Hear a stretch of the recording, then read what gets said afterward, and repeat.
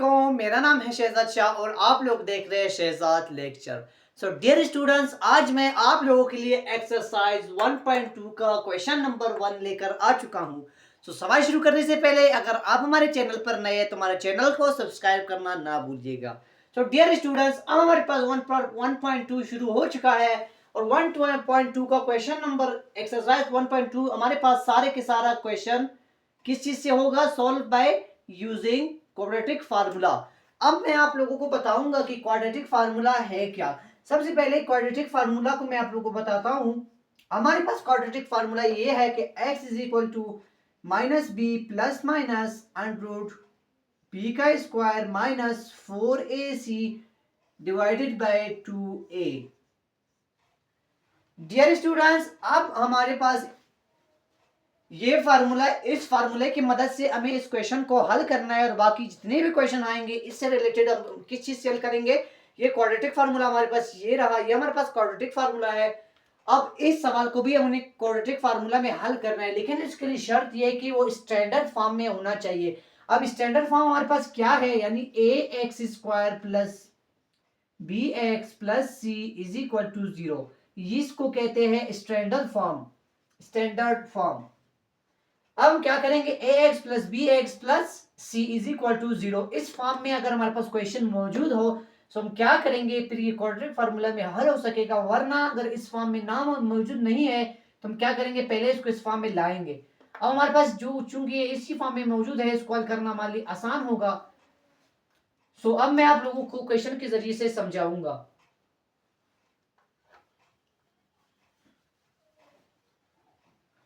Dear students, अब हम क्या करेंगे, सबसे पहले मैं आप लोगों के लिए सवाल को दोबारा लिखूंगा। 2x square plus 7x plus 3 is equal to 0। अब हमारे पास ये रहा और इसको स्टैंडर्ड फॉर्म में लिखेंगे, यानी स्टैंडर्ड फॉर्म हमारे पास ax स्क्वायर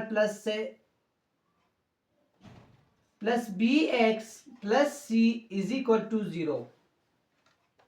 इस फॉर्म में लिखने के बाद अब a हमारे पास यहां पर 2 है और b हमारे पास 7 है और c हमारे पास यहां पर 3 है। अब हम क्या करेंगे, हमें a भी मालूम हो चुका है, b भी मालूम हो चुका है, c भी मालूम हो चुका है। अब बाय यूजिंग यहां पर लिखेंगे by using quadratic formula. By using quadratic formula. अब हमारे पास क्वाड्रेटिक फार्मूला क्या है, क्वाड्रेटिक फार्मूला हमारे पास x इज इक्वल टू, ये वैसे लिख रहा हूं इस वजह से ताकि हमारे पास एक फार्मूला है, हमारे पास फार्मूला इस फॉर्म में है minus B plus minus under root B square minus 4ac divided by 2a।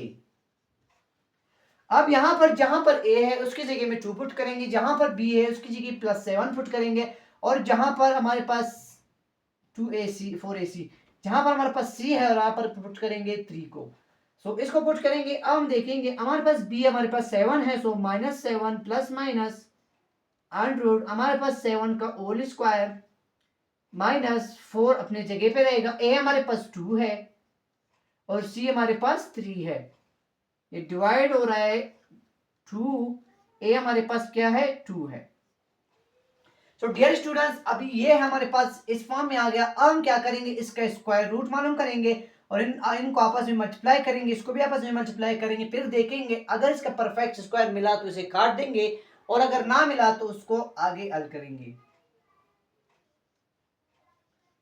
x is equal to minus 7 plus minus under root, अब 7 का स्क्वायर हमारे पास 49, 7 7 जा 49 माइनस 4 2 जा 8 और 8 को जब हम 3 से मल्टीप्लाई करेंगे हमारे पास ये 2 3 जा 6 हो गया, 6 4 जा 30, ओह सॉरी 24, 2 2 जा 4। अब हम क्या करेंगे,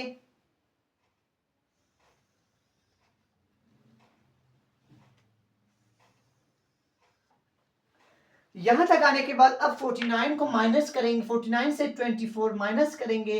हमारे पास अब 9 से 4 निकालो 5 रह जाएगा और 2 से यहाँ पर 25 रह गए और बाकी एज इट इज रहेगा। यहां पर हम क्या करेंगे, x is equal to -7 plus minus √25 divided by 4।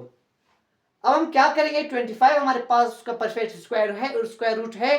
Perfect square उसका हमारे पास क्या है, 5 है। सो 5 5 25, यानी 5 का स्क्वायर पुट करेंगे और उसको इस तरह लगाएंगे तो ये हमारे पास कट जाएगा, हमारे पास 5 रह जाएगा। सो डायरेक्ट इसको लिखने के लिए इसका परफेक्ट स्क्वायर 5 है। x is equal to -7 plus minus 5 divided by 4। अब यहां तक आने के बाद, अब यही से पिछले जो जितने सवाल गुजरे वो भी इसी तरह, यहां तक आने के बाद प्लस माइनस बीच में, जो प्लस माइनस बीच में हम इसको सेपरेट करके लिखेंगे।